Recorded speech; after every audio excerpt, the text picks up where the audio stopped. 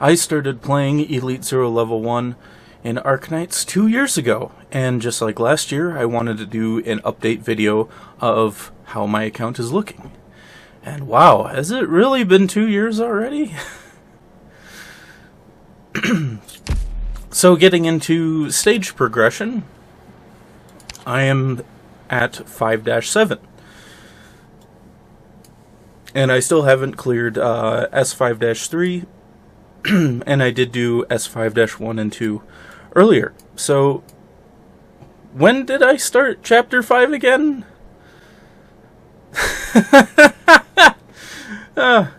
Okay,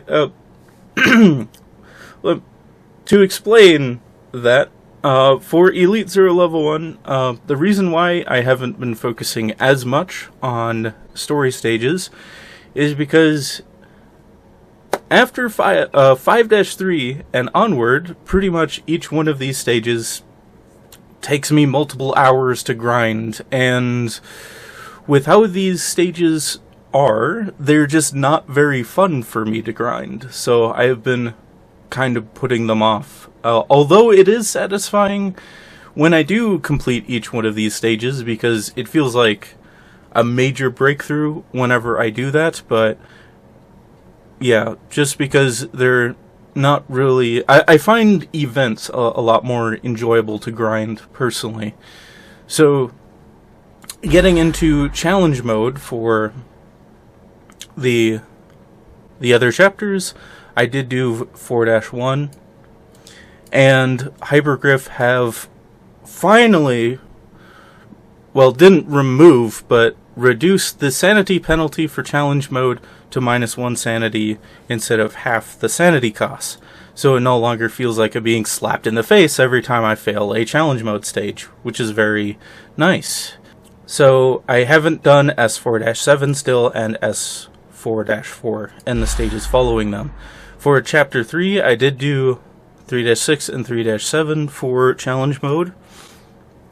And I think 3-1 through 3-3 were already done earlier. And then I finished up Chapter 2 with challenge mode. So getting in... Oh yeah, before I forget, I did start Chapter 9, which I was originally going to wait for Chapter 9 until I finished Chapter 8, trying to do them in order. But I decided to start with Chapter 9 because the Chapter 5 stages have been taking me so long to do, and I just decided, how far can I get in Chapter 9? And I did the first 2 stages, even in challenge mode, and I'm hoping to do that with 9-4 after looking at the stage, but I just haven't spent the time to try that one out yet. And also, I have done quite a few stages on Chapter 14 that I did a playlist video series on earlier when there was an event that you could skip to Chapter 14 if you were a relatively new player or you haven't reached it yet. Unfortunately, after the event is done, you can't actually go back to Chapter 14, so I'm not going to see that chapter for a very long time. So getting into my operators, this year we have gotten a lot of powerhouse operators that have really allowed me to clear a lot more event stages, especially. So I got Hodair. I think Enos was also relatively new. Chungyo. And Alpianus recently. So, and also Jessica Alter was a game changer, or still is a game changer for Elite Zero Level 1 because of her shield. Viviana, I finally have a 6-star Arts Guard, and thankfully she is the best Arts Guard for Elite Zero Level 1. And stuff like that. We also got Ray, Shu, who is almost identical to Saria stats and skills-wise. And Logos, who I have yet to find a good stage for him. I need his... probably will only use him for his range extension, and I haven't found a good stage to show him on. Aya Alter has also been very useful, but I don't remember when exactly the original run for So Long Adele was, so she might have been like the first limited in January of 2024. I don't remember. And then Virtuosa has done a lot. Ella has also been used on quite a few stages. So overall, quite a few really, really good operators that have really allowed me to clear more events. And I do have more 5 stars that I think I was missing, like Black Knight I don't think I had. And then obviously the new Welfare 5 stars. And I don't think I had Wind Chimes either.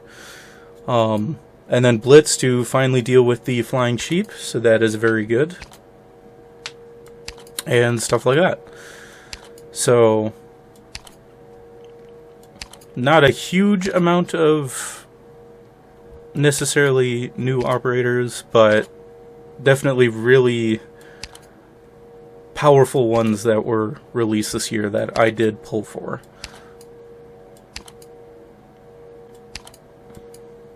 And there we go. So getting into the juicy stuff, the depot. This is probably everyone's favorite section of my last year's video. And probably what all of you have been looking forward to is, how does my depot look since I don't level up anybody? So I have a decent amount of pulls. I am tempted to use my Arundum to get to spark Chenalter, because that's pretty much like the only major limited operator that I'm missing that would really help me. And then I do have 14 of the single pulls. And I have 20 million LMD. And believe it or not, my normal account has 24 million LMD. So somehow, my normal account is richer than my level 1 account. So, it is what it is. And I have plenty of gold on here as well. And then we got like the level 80 thing for like all existing players and new players get it, I think. And then the 10 rule for the Colonel. And I haven't used this voucher yet. And I'm not entirely sure who I'm going to get because I don't really need any of these. I'm missing Exu, Silver Ash, and Mountain. And yeah, none of them would be all that useful for me personally. And I haven't opened a single box because they don't really give much. And some of these, like the old CC boxes, are really cool to look at. So getting to experience, 53,000 of the tier 1 experience records. Let's go!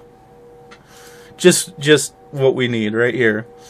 The other amounts they're not really growing very fast because I don't empty event stores or anything, so I pretty much only get these from the daily missions and free gifts from like login rewards.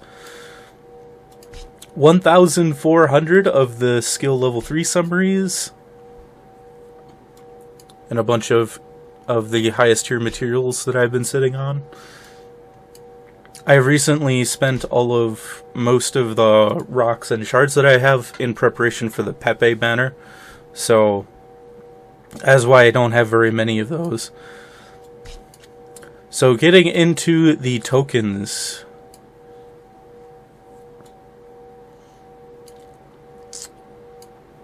I don't think there is really any, like, standout tokens that I can think of that I didn't mention last year. But I've definitely gotten, like, more welfare tokens. I usually get 1 welfare token for sure for each event, just as like a souvenir, and just to expand upon this list for the fun of it. And getting into the 4 stars, I have 159 gravel tokens. Does anyone need a gravel? I have plenty.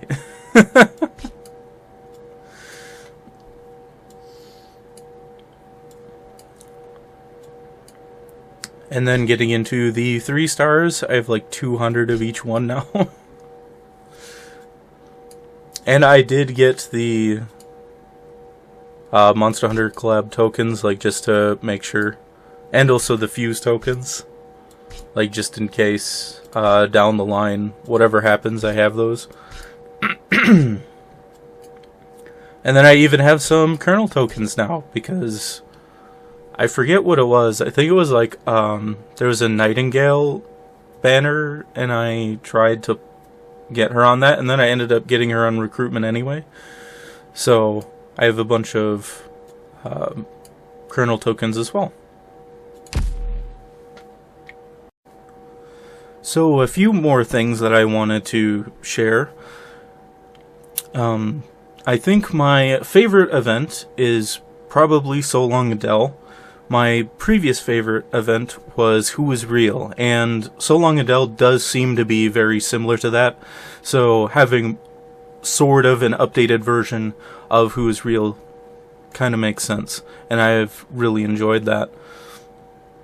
So, for what I have lacked in story progression, hopefully I have made up for it in events, because I have cleared a lot of events last year. And how many did I clear last year? Or the first year? I cleared only 4 events, and I have expanded that to 14. And oh man, some of these have been such a joy to play too. Like Twilight of Wellamond. That was such a great event.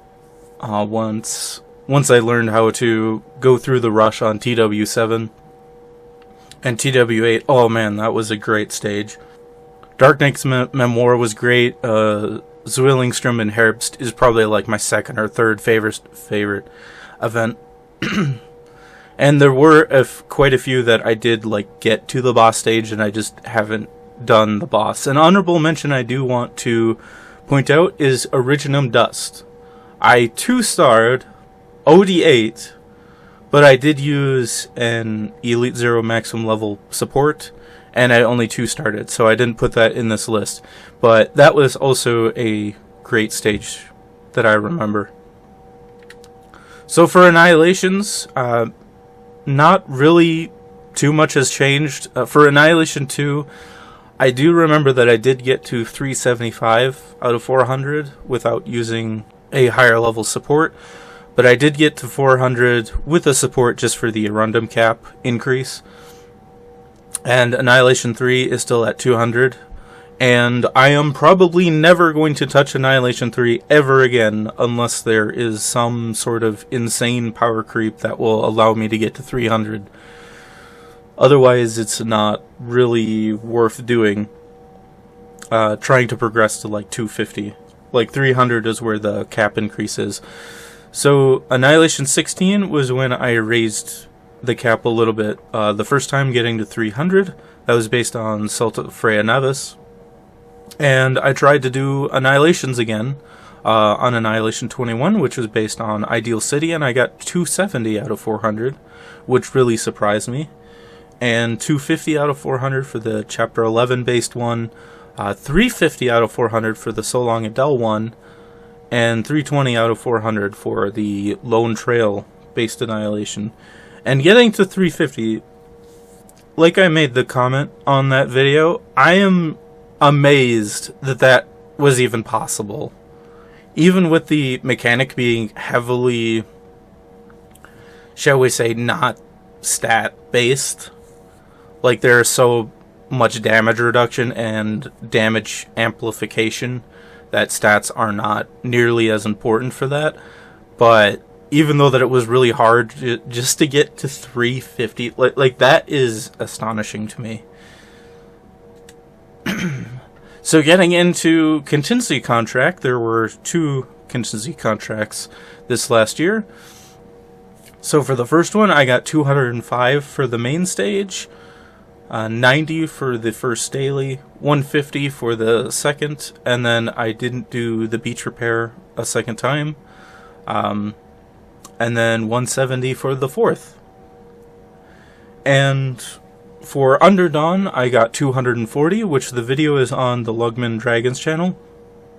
I did the video on my channel is my 200 clear, but I optimized it a bit to get up to 240, and I thought that would be a good video to put on the Lugman Dragons channel. And the first daily I got 460, so just barely not max risk, because the last risk was DP down 3, which having minus 75% DP on a niche that struggles for DP almost all the time is already is going to compound that issue. So but being able to get to 460 almost max risk on a contingency contract stage was amazing. I also got 210 for the swamp one, and then I didn't do the other 2 stages. So for contingency contract, it seems that for the main stage anyway, like 200 seems to be what I'm able to get to, and I'm amazed that I'm able to do really anything for contingency contract, especially with risks. So I am very happy with how those went, and I did enjoy going through them. So another thing I did last year was that I finally made an Elite Zero Level 1 tier list. It's 3 hours long, but if you are wondering what my opinions are for specific operators, this video is for you. I made timestamps for each of the classes, so if there's a specific operator you are wondering about, hopefully it's not too hard to find. I also sorted like each subclass for each one when I did it as well, so hopefully it's not too difficult to look for who you're looking for. And also future operators that are not on this list, I put in the pinned comment, so I do have a rating for those that are for the operators announced on CN. So another thing that happened last year was the Icebreaker Games, which is, I think, the second ever co-op event that Arknights has done. And the first co-op event, which was on the Rainbow Six Siege event many years ago, on the original run, I don't remember really enjoying it all that much. And unfortunately, this time around, I was sick throughout pretty much the entire duration of this event. But thankfully, I was at least well enough to do a video with my good friend, Cartel.